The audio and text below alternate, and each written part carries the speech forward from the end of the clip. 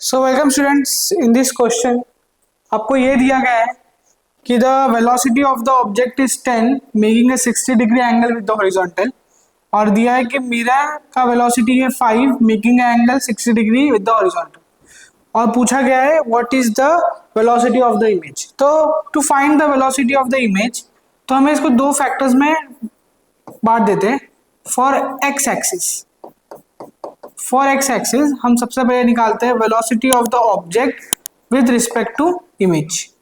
तो for x axis आप देख सकते हो this will be 10 cos 60 degree and this will be 5 cos 60 degree. यहाँ पे y में this will be 10 sin 60 degree and this will be 5 sin 60 degree.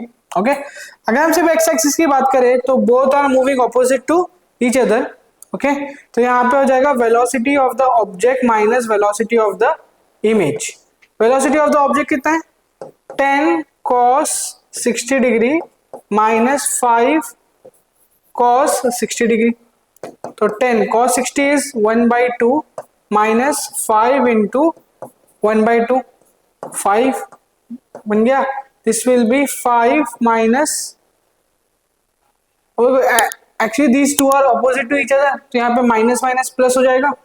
This will be 5 plus 2.5 which will be 7.5 meter per second. ये है velocity of the object with respect to mirror. तो अगर velocity of the object with respect to mirror ये है, then velocity of the image will be minus of velocity of object with the mirror which is minus 7.5 meter per second.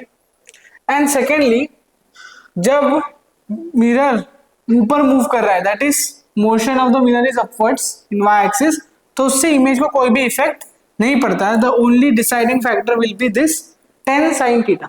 तो यहाँ पे velocity of the image in y axis will be 10 sin theta will be √3/2, divide करेंगे, this will be 5 √3 meter per second. This will be i cap and this will be j cap. तो velocity of the image कितना मिल जाएगा? Velocity of the image will be minus 7.5 I cap plus 5 √3 J cap. So for more such questions, stick around.